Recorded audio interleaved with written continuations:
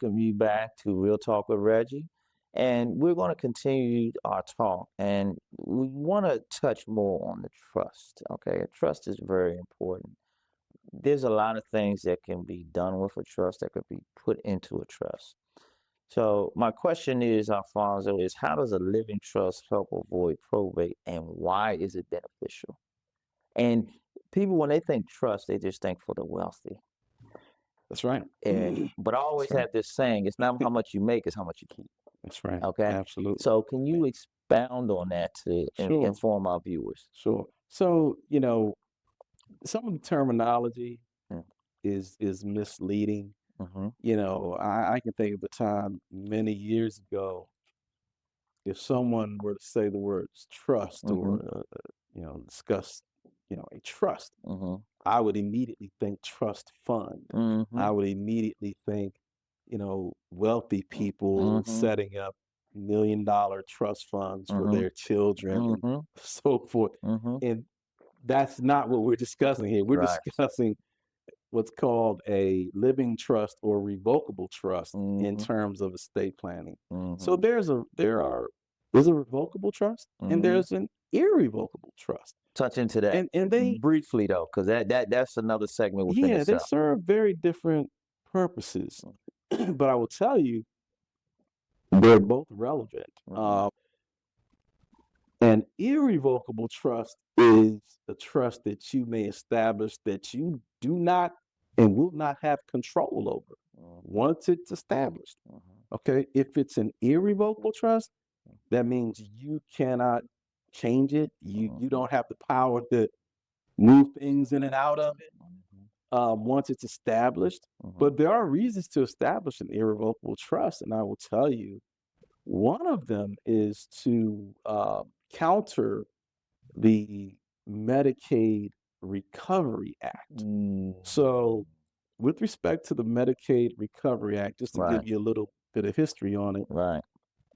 all over the country, this is probably the federal government's best kept secret. Mm-hmm. What people don't understand is in the event you become capacitated Mm-hmm. and you have to go into a nursing home, Incapacity. incapacitated, you have to Okay. go into a nursing home or Mhm. long-term care facility. Mm-hmm. Nobody knows how much these things cost when Right. they're 40 years old, 50 years old. None of us are That's why thinking people go about it. bankrupt and Nobody everything. knows how much these things cost. But the truth of the Yes. matter is, Yes.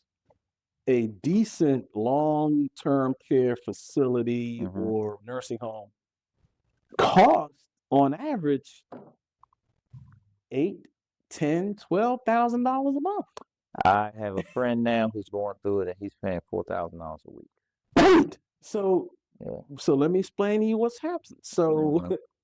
$4,000 a week. I don't know many people Mm-hmm. that have an extra $4,000 a week Mm-hmm. just lying around Mm-hmm. to pay to a nursing home Yes. indefinitely. Yeah. Because their loved one could be there for 5 years. And then, but it depends on their condition, because if Right. they have other underlying conditions, the more care that you give, the more money you got to spend. Right. Yeah. So here's where this is relevant to the discussion Mm-hmm. of trust. Mm-hmm. So most people will have to apply for Medicaid Mm-hmm. in order to receive government funding to pay for the nursing home or long-term care facility. Correct. What people don't understand is Medicaid is actually a loan. Mm-hmm. It doesn't appear that way when you apply for it. Yeah. And when I say when you apply, what I mean is you may apply on behalf of your incapacitated loved one that needs to go into a nursing home facility. Right. Correct. So when you apply for Medicaid and when you get approved, Medicaid will approve you up to a certain dollar amount, and they will pay that dollar amount directly to the nursing home facility or Mhm. long-term care facility. Mm-hmm. And other funds that your loved one may have available, Social Security, anything else, will be diverted to the Mhm. nursing home as well. So they're basically extracting all possible resources Yes. of income that is um, in inventory for that person Yes. and divert it regardless. Now, what happens even after the fact? Let's just say, God forbid, that person passes away. Do they put a claim on the? Right. So here's where this is relevant to the discussion of the trust. Mm-hmm. What a lot of people don't know is that under the Medicaid Recovery Act, Mm-hmm. they are allowed to recoup Mm-hmm. every dollar that they spent paying for your loved one's nursing home care Mm-hmm. once your loved one passes away. Wow. And how do they recoup that money? They make a claim against the estate in the event your loved one has a house or owns a home. It's in the estate and it becomes a part of the estate and probate. Under the Medicaid Recovery Act, Medicaid can come back and recoup their money from the house. And the only way they can do that is to get an order from the court for that house to be sold. And Medicaid receives their money first. Which takes away from the heirs of possibly getting any inheritance. Exactly. But let's move to this. If they go, how do you avoid it? How do you avoid? How do you keep this from happening? If you put it in a trust. That's right. Okay. That is. And it can be a revocable trust. Well, it needs to be irrevocable. Irrevocable, it needs right? To be irrevocable. Okay. An irrevocable trust that was established prior to what they call the look back period. And what's that look back period? Right now, I want you to understand this. What's the look back right now in Maryland? I believe it's 5 years. It is 5 years, correct. So that's where proper estate planning comes into play. Yes. Where you can discuss these things with your loved ones and make these plans ahead of time. Right. So in the example that we've been discussing, if the loved one had an irrevocable trust established prior to becoming incapacitated, with the house in the and moving the house into the irrevocable trust. And viewers, we will have a session on how to move things into a trust. Go ahead. Yes. Very easy, by the way. Yes. So if this was established and then your loved one passes away at some point in the future, Medicaid would not be able to come and recoup that money from this house. Right. That's it. Medicaid would just move on to the next person. Yes. Yes. Let's talk dollars though, right? $8,000, $10,000, $12,000 a month for a nursing home. Let's say your Medicaid approves you to receive half of that through Medicaid. Right. $5,000 or $6,000 a month from Medicaid being paid every month for a few years. Okay. That's a heck of a bill. You're getting into the hundreds of thousands, right? Yeah, that's a heck of a bill. You know, let's just. I was going to pull out the calculator and just do a little math. Right. But it's about 60. Let's say roughly 70,000 ish on average per year. Right. Your loved one could be in this nursing home facility, this long-term care facility, for at least a few years. Yeah. So guess what? Yeah. They're going to want their $70,000 times 3 or 4 or 5. And they're going to get it by any means necessary. And the means they're going to get it is from the estate once they pass away, because under the Medicaid Recovery Act, they're allowed to come to your estate, come to the loved ones and say, hey, I see you just inherited this house free and clear that's been paid off forever. Yeah. Well, we're going to need to order that sold so we can get our money. But if you have it in the trust, if it's in an irrevocable trust, Medicaid can't do that. They can't do that. In fact, that's really the only way. That's the only way. They can keep it going. Yes. And then also too, I know a lot of people put things in trust, so if God forbid anybody comes after them, they can't touch anything. Exactly. Yeah. And so these are some of the other reasons, for why people establish irrevocable trust, because they may want to add some assets and don't want anyone, like you said, to be able to come after those assets. Because what it really means is you no longer own these assets once they're moved into the trust. The trust owns them, but you're the administrator. You don't own them personally. Yes, correct. But you have control over them to an extent. Right. Okay. Now I will tell you the revocable trust, you absolutely have. Correct. You have plenty of control with the Mm. revocable trust. You You can can change move things assets. in and out and Mhm, everything. Yes, correct. yes. And like I said, we'll have a special session on that. But one last question before we close is how do we ensure that the financial and healthcare wishes are followed in the event of incapacity? Oh, well, that goes back to, excuse me, that goes back to I'll call it a financial power of attorney Mm-hmm. as well as a medical power of attorney.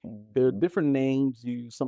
Some people call them a durable power of attorney, Mm-hmm. as well as in Maryland, an advanced medical directive. And see, I know you talked about it Two things. earlier, and that's why I wanted Yeah, to bring that out a little bit. yeah. So just talk on that just a little bit. So those are the best means Mm-hmm. to protect your family in the event of incapacity, to make Mm-hmm. sure your financial, I guess, wishes are still, well, not your wishes per se, but your financial responsibilities Mm-hmm. are being maintained while Mm-hmm. you're incapacitated, Right. as well as your medical needs Right. and your medical wishes. You're Mm-hmm. being treated in the Mm-hmm. care that you've, Mm-hmm. Mm-hmm. made known that you would Right. like to receive, but you're actually receiving it Mm-hmm. when you're incapacitated. And Mm-hmm. just to give some examples, Yes. you may have to make some decisions about feeding tubes or life support and things of that nature. These are things that should be done now Mm-hmm. while you are of sound mind and body, Mm-hmm. while you have the capacity to enter into contract. What that means is if your family comes to Hearns Law Group Mm-hmm. and they say, mom or dad is in the hospital, they're Mm-hmm. they're in a coma, they're alive, but they really can't respond, Mm-hmm. we will not be able to help you Mm-hmm. because your loved one is no longer in the position where they have the capacity to enter into contract. Mm-hmm. They're incapacitated. So they Mm-hmm. can't enter into they can't grant you power of attorney. Mm-hmm. They can't do it. Mm-hmm. In that situation, now you have to go to the courts Mm-hmm. to get guardianship. Guardianship And that over. can be Yeah, that's a long almost a process. year-long process. Yeah, yeah, So yeah, that is why yeah, estate planning is so important. In yes. this conversation, we have just every 2 minutes we're hitting another reason why You estate said you're right. planning is important. We don't Exactly. want to be in a situation where we have to go to courts for Yes. guardianship when all you had to do Yeah. was a power of attorney, a medical power of attorney and a Yeah. financial power of attorney. Yeah. A few years back, Right. everything's already taken care of in the event you become incapacitated. Alfonso, you hitting on a lot of good points, and the reason why we're having these sessions is for people to not only protect themselves and their assets, but to protect their loved ones. Okay, so we're going to continue this, but I want you to give some closing remarks on estate planning one-on-one. We're going to probably have one-on-two, 103, 104, 105. So please tune in, but I want you to give some closing remarks for us before we close. Okay, well, I'm gonna paint a picture. I Mm-hmm. want you to imagine, your loved one passes away. They've lived a long, prosperous life. Mm-hmm. They've done all the right things. They've Mm-hmm. saved money. Mm-hmm. They've paid off the house. Mm-hmm. They've done a will, Mm-hmm. and they leave. They're leaving you and your siblings the paid off Mm-hmm. home that you Mm-hmm. all grew up in, Yes. other assets. And I want you to imagine that before your loved one passes away, Right. they spend a few weeks to a month hospitalized. Right. Because that happens, right? Yes. That happens Absolutely. to a lot of, I would say half of us are going to spend some time in the hospital before we Yes. actually go. Yes. Yes. So I want you Absolutely. to imagine this.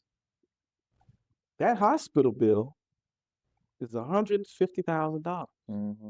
So now that hospital is a creditor. Mm-hmm. And when your loved one passes away, Mm-hmm. all creditors have to be notified Mm-hmm. once you open your estate Mm-hmm. for your loved one. And I'll tell you, hospitals, they hire the best creditors because they're going after your money. Yeah. Yeah, I'm So sorry. so here's the thing. The house that you thought Mm-hmm. the siblings were going to receive or Right. divide, Right. well, not so fast. Yeah. And the reason is a trust has not been established, and Right. therefore you're still required to go through the probate process, Mm-hmm. which is nothing more than a means Mm-hmm. to allow creditors to come in to make claims on Right. your loved one's estate. Right. Wow. Wow. Wow. Hey, look, y'all, we appreciate y'all. In closing, we'll talk with Reggie where real estate meets real life. We're going to be bringing you information. Yes, it's centered around real estate, but it's centered around real life also, which always circles back to real estate. We thank you for your time. Holla at your boy. Tune in to our next episode. Have a good night. God bless.